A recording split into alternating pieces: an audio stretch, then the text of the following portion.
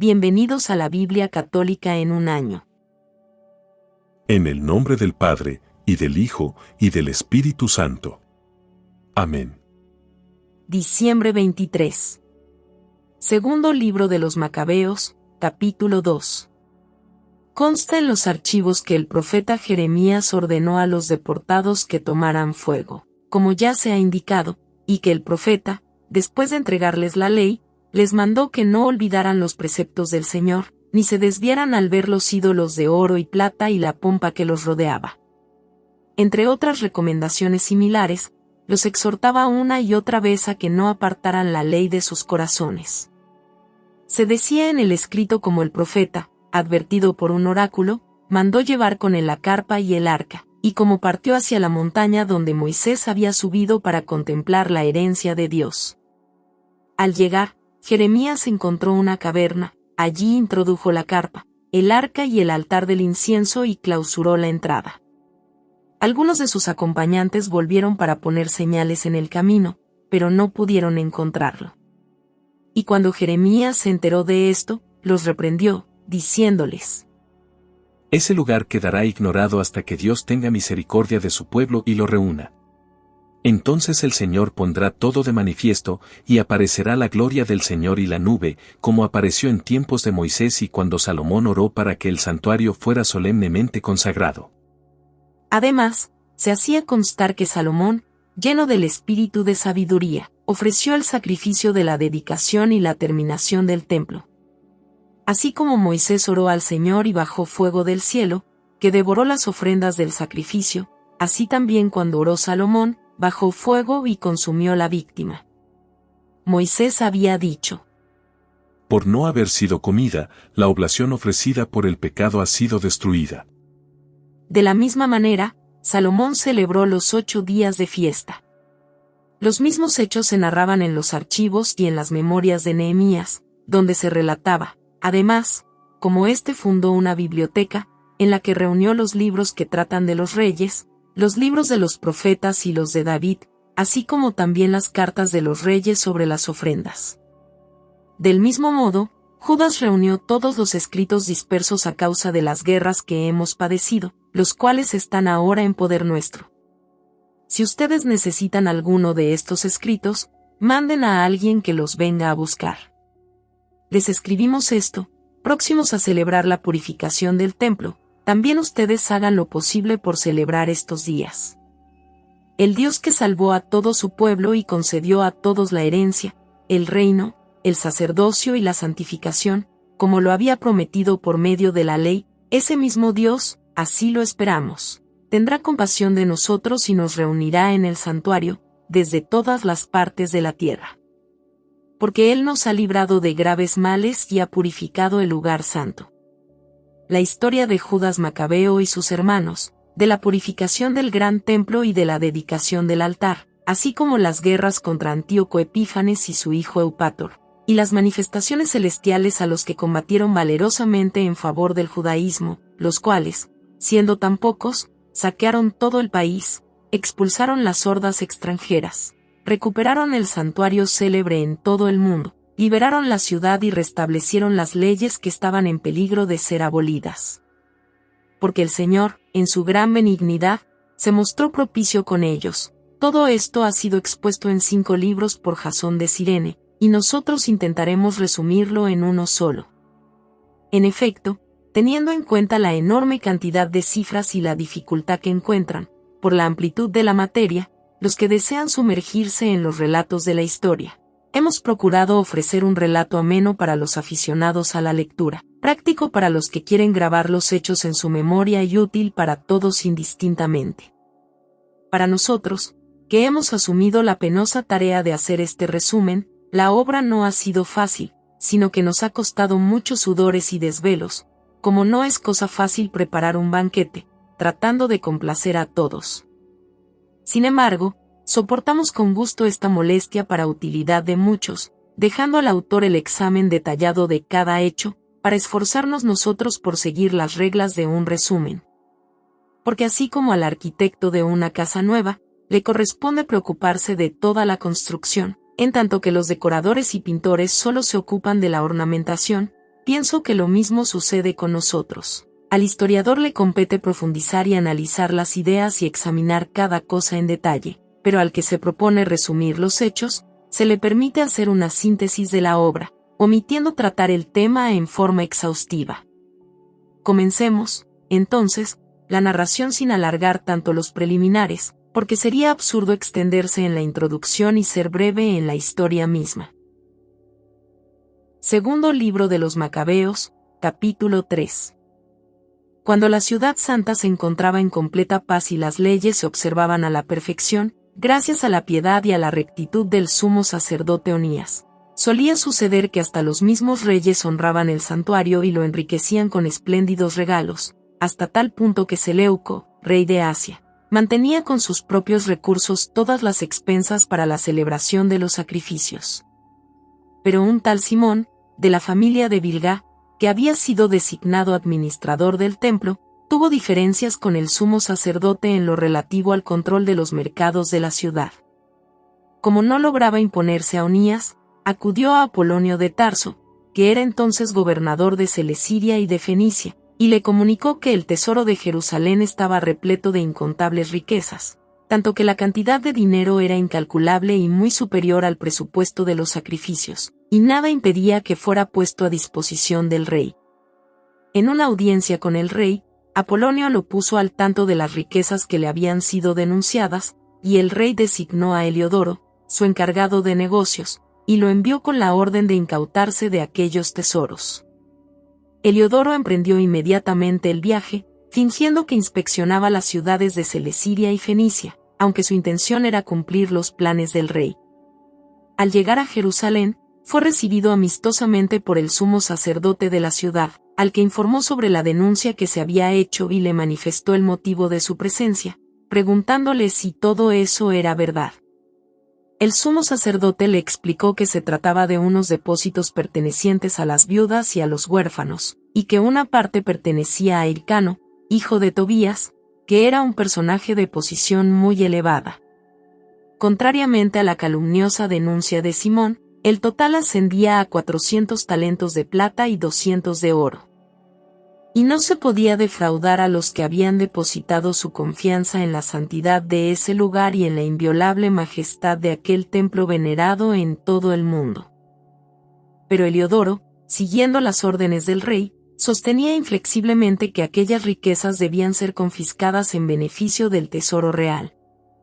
En la fecha fijada, Heliodoro procedió a realizar el inventario de los bienes, con gran consternación de toda la ciudad. Los sacerdotes, postrados ante el altar con sus ornamentos sagrados, suplicaban al cielo, que había dictado la ley sobre los bienes en depósito, rogándole que los conservara intactos para quienes los habían depositado. A uno se le partía el alma con solo mirar el rostro del sumo sacerdote, porque su aspecto y su palidez revelaban la angustia de su alma. El miedo y el temblor estremecían todo su cuerpo, descubriendo a quienes lo observaban el sufrimiento de su corazón.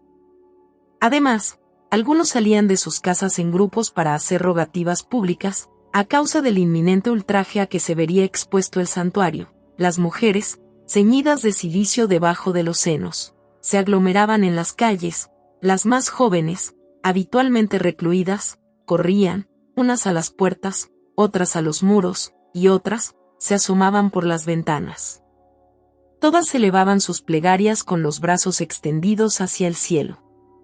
Daba pena ver a la muchedumbre postrada desordenadamente, y al sumo sacerdote lleno de ansiedad y de angustia. Mientras ellos rogaban al Señor Todopoderoso que guardara intactos los bienes depositados, dando plena seguridad a sus dueños, Heliodoro, por su parte, comenzó a ejecutar lo que se había propuesto.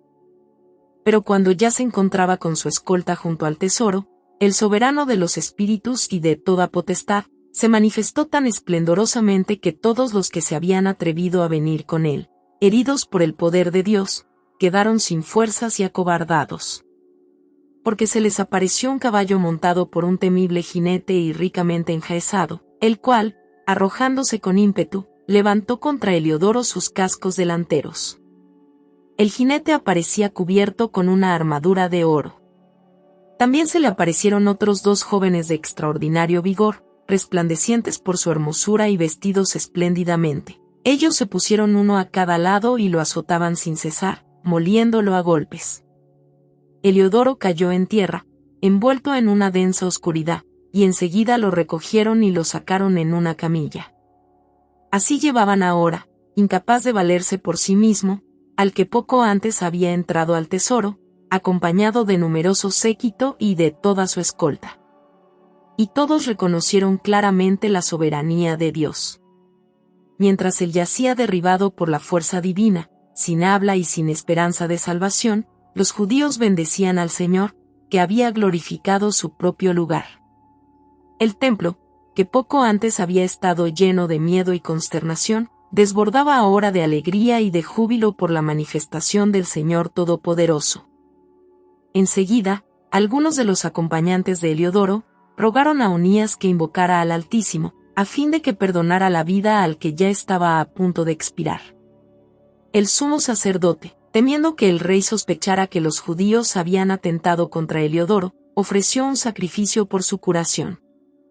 Mientras el sumo sacerdote ofrecía el sacrificio de expiación, se aparecieron otra vez a Heliodoro los mismos jóvenes, cubiertos con las mismas vestiduras, y puestos de pie, le dijeron: Da muchas gracias al sumo sacerdote Onías, porque por su intercesión el Señor te concede la vida.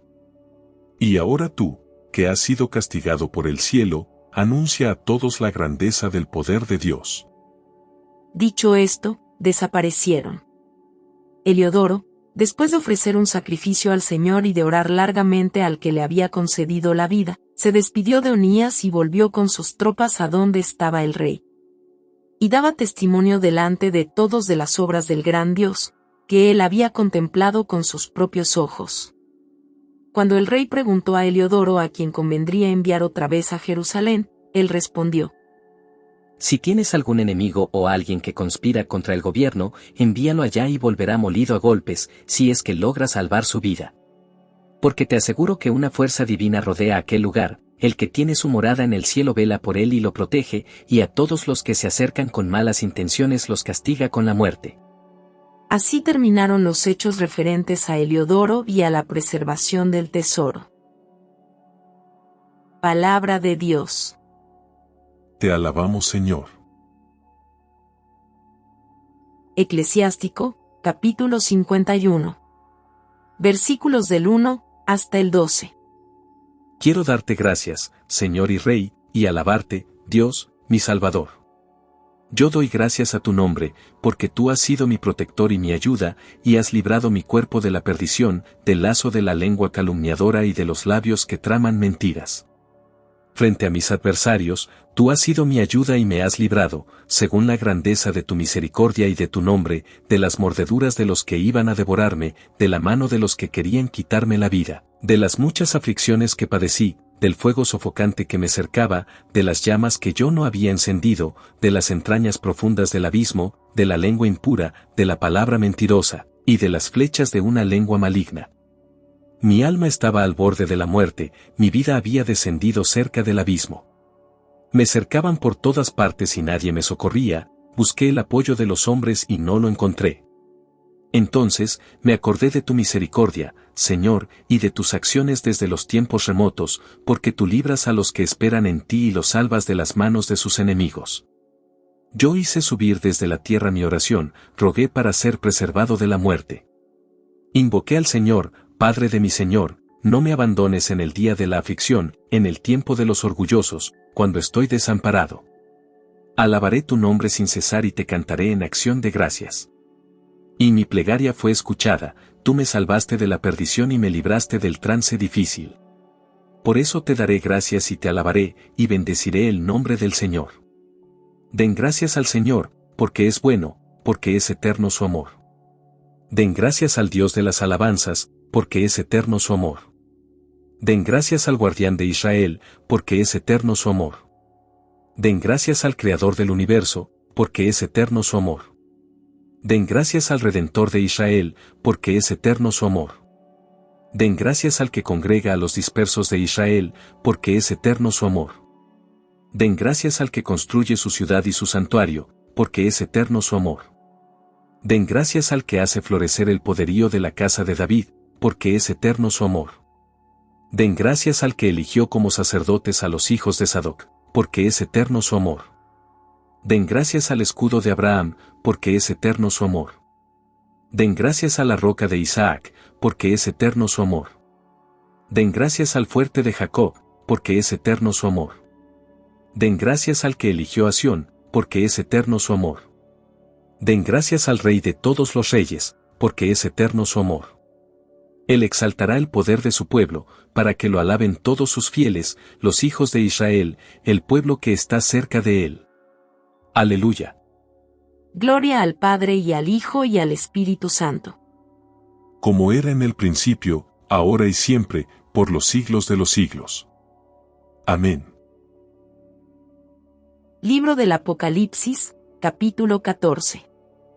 Después vi al Cordero que estaba de pie sobre el monte Sión, acompañado de 144,000 elegidos, que tenían escrito en la frente el nombre del Cordero y de su Padre. Oí entonces una voz que venía del cielo, semejante al estrépito de un torrente y al ruido de un fuerte trueno, y esa voz era como un concierto de arpas. Los elegidos cantaban un canto nuevo delante del trono de Dios, y delante de los 4 seres vivientes y de los ancianos. Y nadie podía aprender este himno, sino los 144,000 que habían sido rescatados de la tierra. Estos son los que no se han contaminado con mujeres y son vírgenes. Ellos siguen al Cordero donde quiera que vaya. Han sido los primeros hombres rescatados para Dios y para el Cordero. En su boca nunca hubo mentira y son inmaculados. Luego vi a otro ángel que volaba en lo más alto del cielo, llevando una buena noticia, la eterna, la que él debía anunciar a los habitantes de la tierra, a toda nación, familia, lengua y pueblo. Él proclamaba con voz potente: teman a Dios y glorifíquenlo, porque ha llegado la hora de su juicio, adoren a aquel que hizo el cielo, la tierra, el mar y los manantiales. Un segundo ángel lo siguió, anunciando: ha caído la gran Babilonia, la que ha dado de beber a todas las naciones el vino embriagante de su prostitución.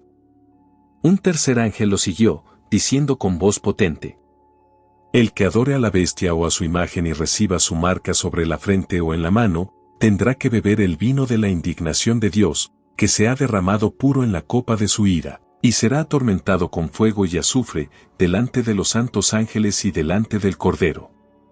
El humo de su tormento se eleva por los siglos de los siglos, y aquellos que adoran a la bestia y a su imagen, y reciben la marca de su nombre, no tendrán reposo ni de día ni de noche. En esto se pondrá a prueba la perseverancia de los santos, de aquellos que guardan los mandamientos de Dios y la fe de Jesús. Luego escuché una voz que me ordenaba desde el cielo: escribe: felices los que mueren en el Señor. Sí, dice el Espíritu. De ahora en adelante, ellos pueden descansar de sus fatigas, porque sus obras los acompañan. Y vi una nube blanca, sobre la cual estaba sentado alguien que parecía hijo de hombre, con una corona de oro en la cabeza y una hoz afilada en la mano. Enseguida salió del templo otro ángel y gritó con voz potente al que estaba sentado sobre la nube: empuña tu hoz y siega, porque ha llegado el tiempo de la cosecha y los sembrados de la tierra están maduros. Y el que estaba sentado sobre la nube, pasó su hoz sobre la tierra, y ésta quedó cegada. Entonces otro ángel salió del templo que está en el cielo, llevando también una hoz afilada. Y salió del altar otro ángel, el que tiene poder sobre el fuego, y gritó con voz potente al que tenía la hoz afilada: empuña tu hoz y cosecha los racimos de la viña de la tierra, porque han llegado a su madurez. El ángel pasó la hoz afilada sobre la tierra, cosechó la viña y arrojó los racimos en la inmensa cuba de la ira de Dios. La cuba fue pisoteada en las afueras de la ciudad, y de la cuba salió tanta sangre, que llegó a la altura de los frenos de los caballos en una extensión de unos 300 kilómetros. Palabra de Dios. Te alabamos, Señor.